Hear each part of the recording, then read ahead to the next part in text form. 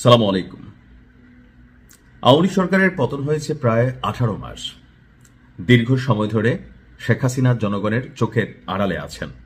একটা ভয়েস আমরা শুনছি, আসলে তিনি জীবিত আছেন নাকি মারা গেছেন এ নিয়েও মার্কেটে বিতর্ক যখন চলছে, ঠিক তখনই আপনারা জানেন যে গেল কয়েকদিন যাবৎ আমেরিকার কুখ্যাত একজন অপরাধী, যৌন অপরাধী এবং মানব পাচারকারী একটা চক্র আছে। সেই চক্রটাকে যেটাকে বলা হয়ে থাকে জেফ্রি অ্যাপস্টাইন।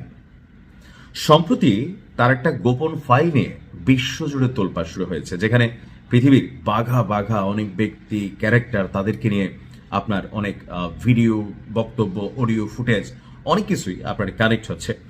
তো এই অ্যাপস্টাইন ফাইলে বা এই চক্রের মধ্যে শেখ হাসিনার নামও এসেছে, ভারতের প্রধানমন্ত্রী মোদীর নামও এসেছে। এটা নিয়ে অনেক কিছু হয়েছে, আপনারা জানেন। তো কি আছে আসলে শেখ হাসিনাকে নিয়ে সেই গোপন ফাইলে? প্রকাশিত নথিটির তথ্য অনুযায়ী 2018 সালের 21শে সেপ্টেম্বর শেখ হাসিনা যখন ঢাকা, লন্ডন, নিউ ইয়র্ক সফরে গিয়েছিলেন, ঠিক সেই সময় অ্যাপস্টাইন নেটওয়ার্কের সাথে তার একটা বিশেষ যোগাযোগের সূত্রপাত হয়। অ্যাপস্টাইনের দীর্ঘদিনের ব্যক্তিগত সহকারী লেসলি গ্রফকে পাঠানো একটি ইমেইলে উল্লেখ করা হয়েছে যে বাংলাদেশের তৎকালীন প্রধানমন্ত্রী, নরওয়ের তৎকালীন প্রধানমন্ত্রী ব্রোন্স ব্র্যান্ডের নেতৃত্বাধীন একটি দলের মাধ্যমে একটি অপ্রকাশিত বিষয় নিয়ে সমঝোতায় পৌঁছেছে। এখন কি, কেন আসলে তাদের সাথে সমঝোতা করতে হবে?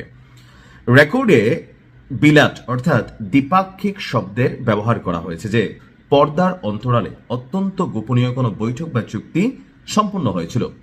আশ্চর্যজনক বিষয় হলো, সেই সময় সরকারি সফরে থাকা শেখ হাসিনার পক্ষ থেকে নরওয়ের সাথে এমন কোনো চুক্তি সম্পর্কে আসলে আমরা জানতে পারলাম না।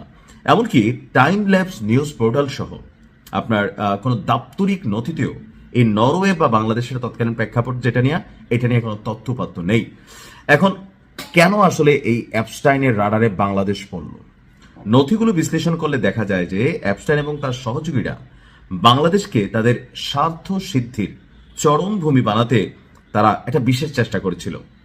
বিশেষ করে জলবায়ু পরিবর্তন এবং জনস্বাস্থ্য খাতের আড়ালে বড় ধরনের বিনিয়োগের নামে অর্থ পাচার বা অন্য কোনো উদ্দেশ্য ছিল কিনা তা নিয়েও খতিয়ে দেখার সুযোগ রয়েছে।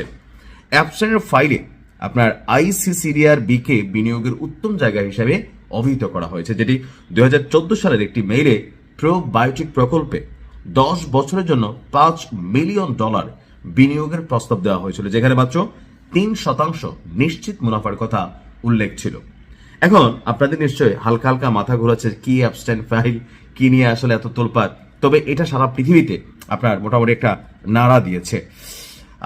বাংলাদেশি কর্মীদের সাথেও একটা সংশ্লিষ্টতার তথ্য এখানে আসছে যে অ্যাপস্টাইনের ম্যাসাজ পার্লার এবং বাসভবনে বাংলাদেশি কর্মীদের নিয়োগ দেওয়ার তথ্য আছে এই নথিতে। মামলার অন্যতম সাক্ষী হিসেবে এখানে বেশ কয়েকজনের নাম এসেছে। তবে এগুলোর সত্যতা নিয়ে ধরেন এখন আমরা তো জাস্ট শুনছি, তো ডক্টর ইউনুস নিয়ে কোনো নাম আছে কিনা? নথিতে ডক্টর মোহাম্মদ ইউনুসের নামও এসেছে, তবে তা নেতিবাচক কোনো প্রসঙ্গে নয়। কিভাবে আসছে?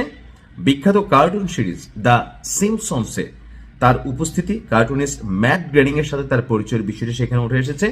এছাড়া রাজনৈতিক অনুদান তালিকায় ব্যবসায়ী আব্দুল আওয়াল মিন্টু, বিএনপির খুবই একজন প্রভাবশালী নেতা, তার নাম থাকলেও সরাসরি অ্যাপস্টাইনের সরাসরি কোনো সম্পর্কের তার সাথে নথি মেলে নেয়। আমি জানি আমার এই নিউজটা নিয়ে আপনাদের মাথার মধ্যে একটু একটু এলোমেলো ভাব হচ্ছে, কারণ এই ফাইলটাই আসলে কিছুটা এলোমেলো। তো বিশেষজ্ঞদের মতে শেখ হাসিনার বাংলাদেশ এমন শাসনামলে বিদেশি লবিস্ট নিয়োগ এবং অন্ধকার জগতের প্রভাবশালীদের সাথে যেই সখ্যতার অভিযোগ ছিল দীর্ঘদিনের, অ্যাপস্টাইন ফাইল তার একটি ক্ষুদ্র অংশ মাত্র। এখন গোপন অনেক সমঝোতা আছে। এখন মূল কথা যদি আমরা বুঝতে পারি, এই অ্যাপস্টাইন ফাইলে শেখ হাসিনার সাথে যেটা আসছে যে নরওয়ের সাথে একটা গোপন চুক্তি ছিল, এমনকি ওই শাসনামলে সরকারের অনেক বিদেশি অ্যাক্টিভিটিস বা ধরেন লেনদেন চুক্তি যেগুলো আসলে যেন প্রকাশিত না হয়, এরকম বড় আকারের কোনো পোর্টফোলিও আকারে কখনো সামনে না আসে, এগুলোর জন্য এই ধরনের যে গ্রুপগুলো আছে বা চক্রগুলো আছে তাদের সাথে লবিজদের মাধ্যমে অথবা ভায়া থার্ড পার্টিতে একটা মিলঝিল মীমাংসার চূড়ান্ত চেষ্টা চালানো হতো। এখন আসলে অ্যাপস্টাইন ফাইল থেকে শেখ হাসিনার কি কিছু যাবে আসবে না? এগুলো আপাতত কিছুই যাবে আসবে না, কারণ আপনি নিউজ শোনার পরে আমার বিশ্বাস আপনার মস্তিষ্কের মধ্যে খুব বেশি কিছু ঢুকে না। আপনি চিন্তা করতেছেন আসলে কি নিউজটা, এইটাই আসলে নিউজটা। আমি অনেকক্ষণ এটারে গবেষণা করলাম যে এখান থেকে আসলে পিক করবো কোন অংশগুলা। তো আমি যেরকম পিক করছি আপনার মাথাও এলোমেলো, আমারটাও এলোমেলো, অ্যাবস্ট্রাক্ট ফাইলও এলোমেলো, আর এই চক্রটাও এলোমেলো। ভালো থাকুন, আসসালামু আলাইকুম।